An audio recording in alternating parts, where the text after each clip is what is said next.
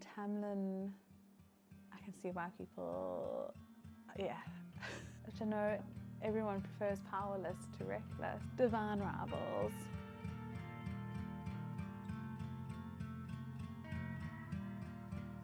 Hey guys, welcome back to my channel. I have just put my baby girl to sleep for the night and it's around 7:30 here in New Zealand. As you can see, it's still quite bright because we're in summertime, so the sun only goes down at like 9:30. As you can see by the thumbnail and the title of this video, I'm going to go through the 51 books I read in 2024.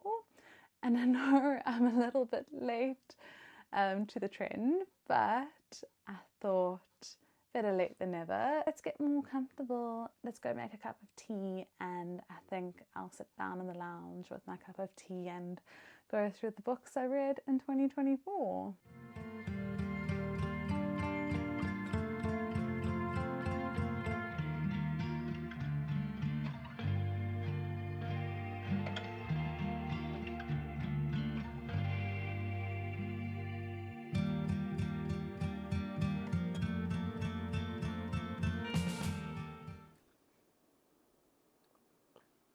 It's the next day. I have a teething baby. So with the 51 books I've read last year, I'm going to go through them mostly in the order I read them. I have tweaked the order around just slightly to make it more cohesive for you guys.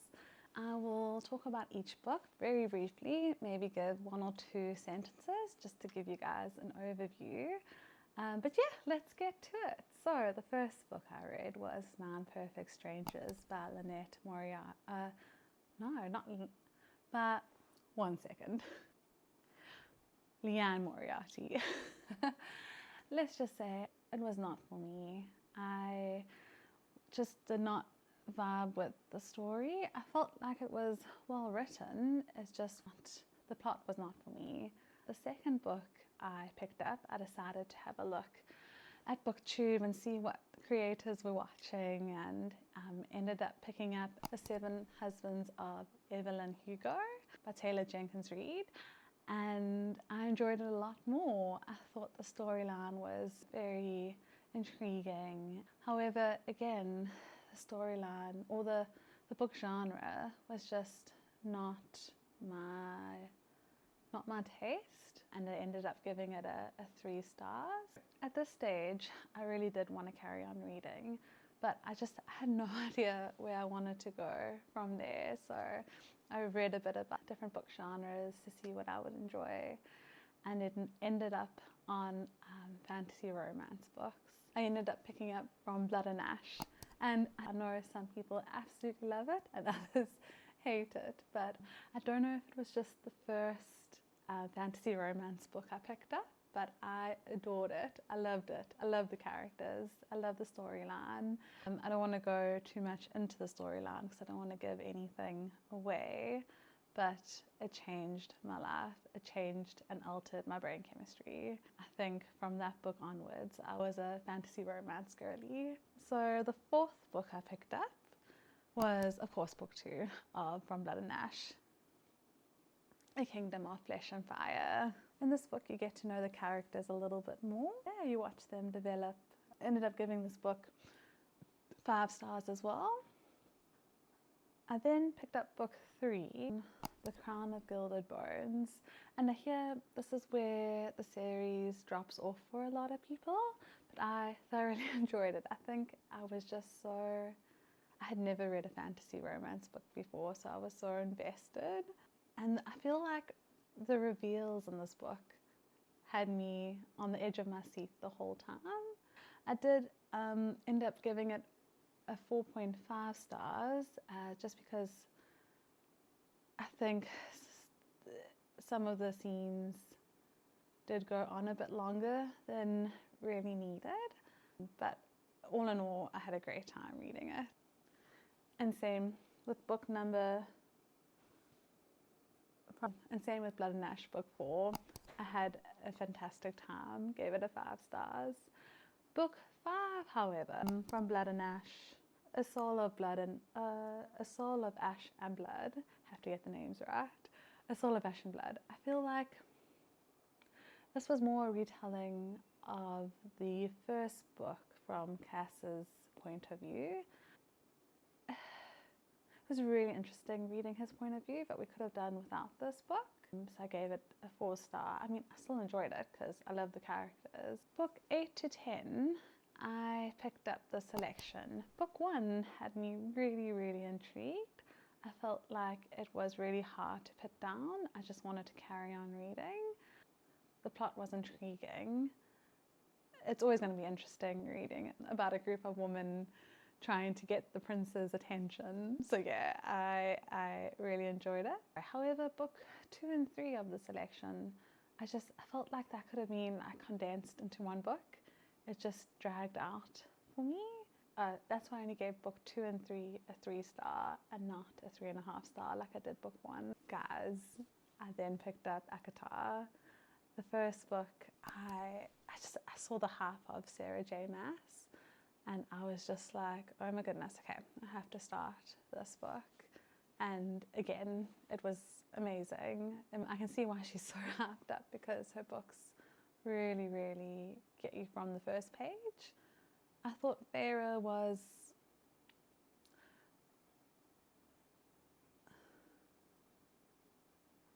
I am the youngest daughter of 3 girls. My 2 older sisters are wonderful.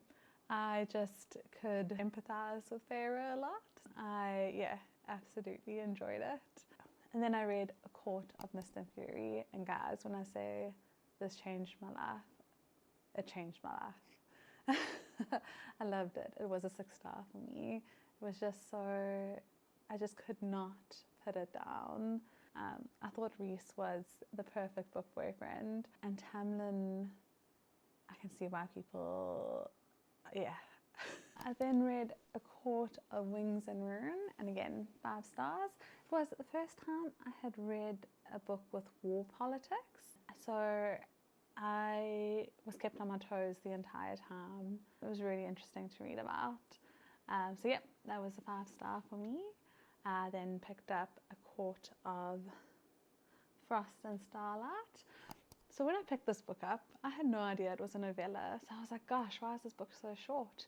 But yeah, it was good. I ended up giving it a 4-star, and it kind of reminded me of a Christmas holiday book, if you will. And it just, for me, it was nice to almost read about an extended epilogue. And then book 5, I ended up giving it a 4-star. I thought Nesta, her character development in this book was amazing.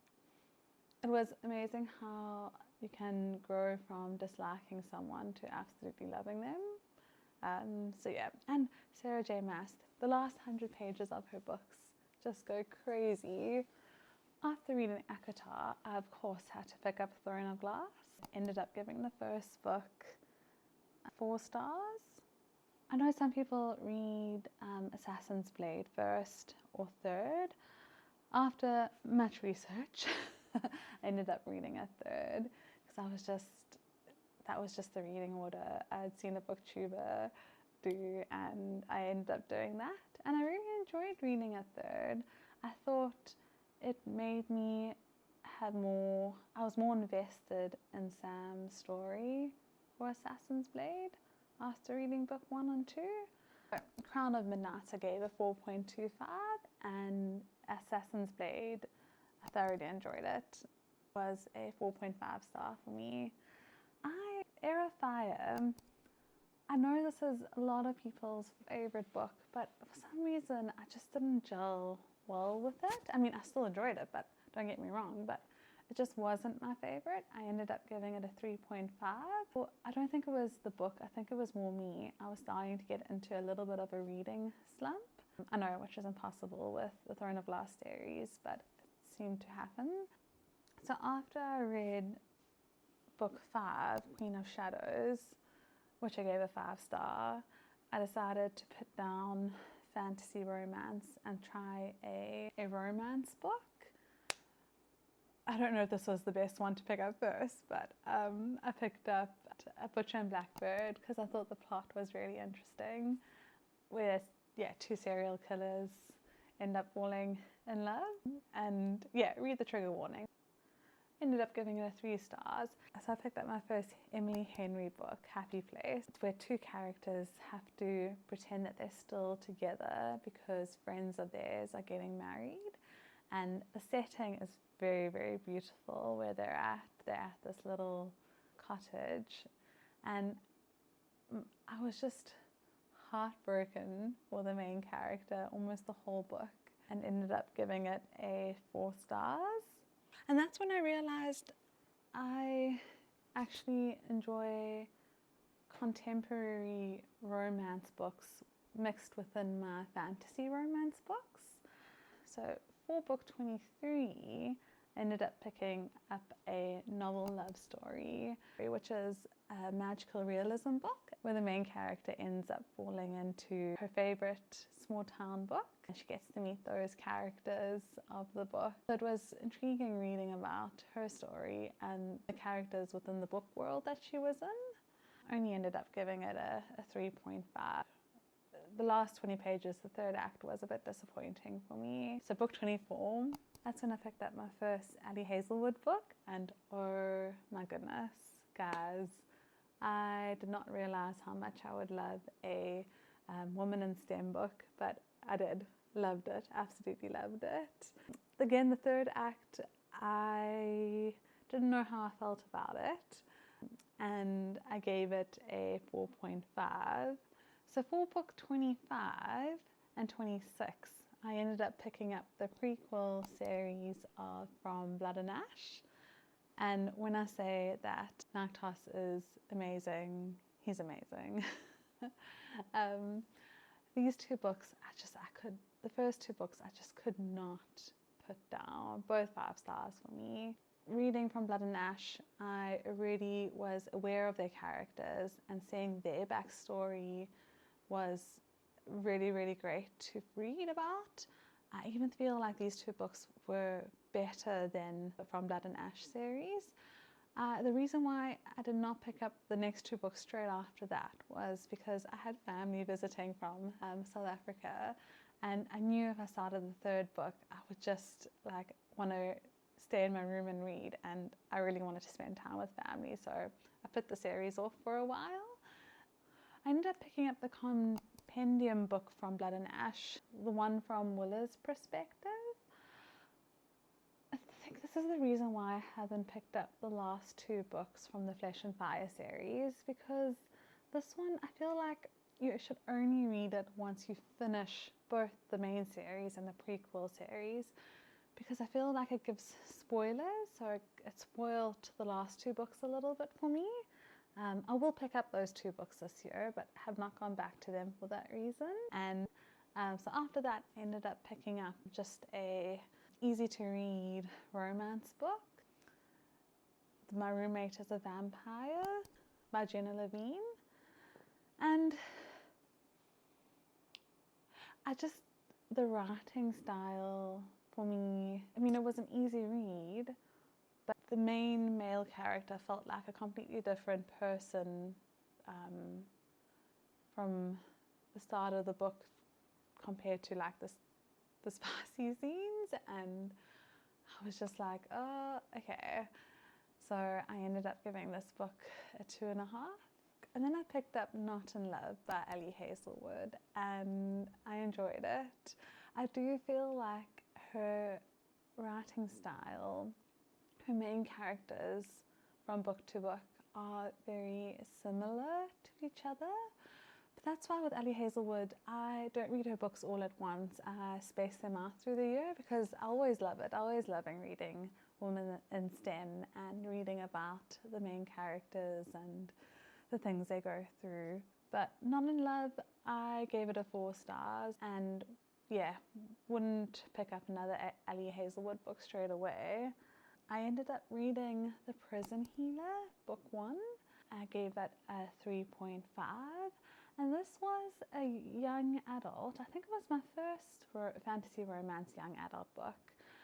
I felt like the themes in this book were quite strong for a young adult book, which was surprising to me.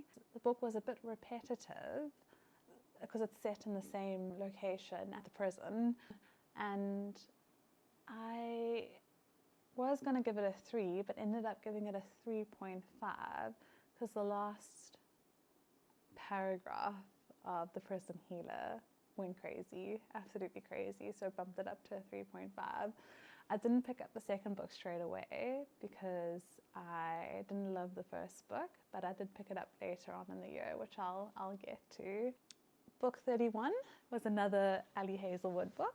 Love Theoretically. And even though, like I said earlier, her characters are all the same, they were the same again, but I ate this book up. It was my favorite STEM romance, or woman in STEM romance, out of all her books. I ended up reading Caraval, my first Stephanie Garber book. I ended up giving it a 4 stars. It was good, but it didn't want to make me pick up the second book straight away. I thought the twists and turns were great, but I've put that book on hold, or that series on hold for now. But I really, really do want to pick it back up this year because I want to finish it so I can pick up Once Upon a Broken Heart, because I've heard that's fantastic. I've heard, yeah, it's a 5-star series, so I will pick that back up this year. I then picked up Icebreaker by Hannah Grace. And this book is ice hockey, ice skating romance. Basically, the main characters have to share an ice rink for a while. And at first I was like, oh, is this just like a spice book with no plot? But then was pleasantly surprised at how emotionally attached the characters become. So once you get through the first 150 pages, it does get better, so I ended up giving it a 4 stars. I then picked up Powerless, Reckless and Powerful by Lauren Roberts. This was a 4-star series for me. The first book I did struggle with. I just kept getting distracted while picking it up. But then I loved Reckless, which I know everyone prefers Powerless to Reckless. I was also surprised how Powerful, being a novella, made me so emotional. Yeah, great novella. But yeah, 4-star series for me. I am very excited to pick up Fearless. Book 37 was Wildfire, and I gave it a 4 stars. Divine Rivals. I wish I could give it more than a 3 stars, but I just did not enjoy it as much as everyone else did. I thought the characters were endearing and lovely, and it was so sweet, their romance. But I feel like I was expecting to pick up more of a fantasy romance, and this was more of a historical romance with some fantasy elements. I feel like the fantasy does pick up more in book 2 than it does in book 1. But yeah, book 2 was slightly better for me. But yeah, not my favorite, which was sad because I was really hoping it would be a 4 or even 5-star. But maybe I'll reread it again in the coming years and bump it up now that I know what to expect. I then picked up book 40, which was Funny Story, and this was my second Emily Henry book, and this has the fake dating trope. The fake dating trope was really funny to read about. Basically, the main characters, their partners have broken up with them and gotten together. So the female main character needs a place to stay and ends up with the main male character. Book 41, I picked up this book because of Amy.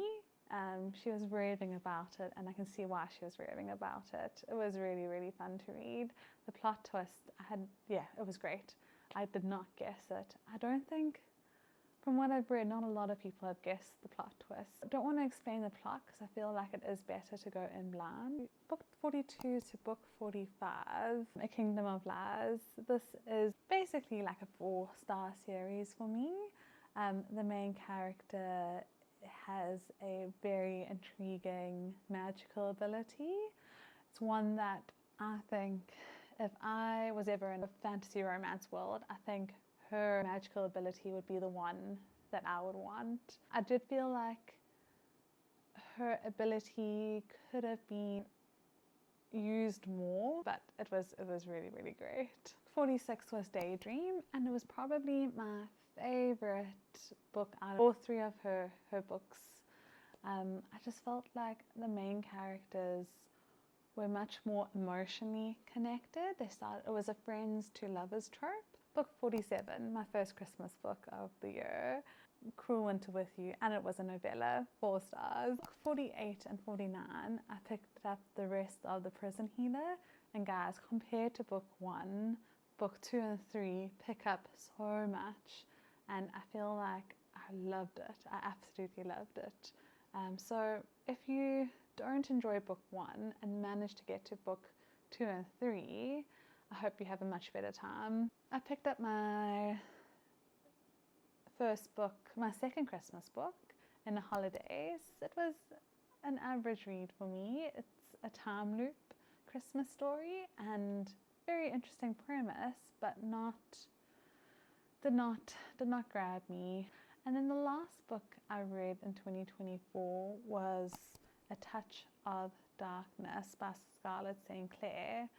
I was hoping for a lot more from this book, and ended up giving it a 3 stars. Thank you so much for watching this video and having a look at the 51 books I read last year. I hope you guys have a wonderful day.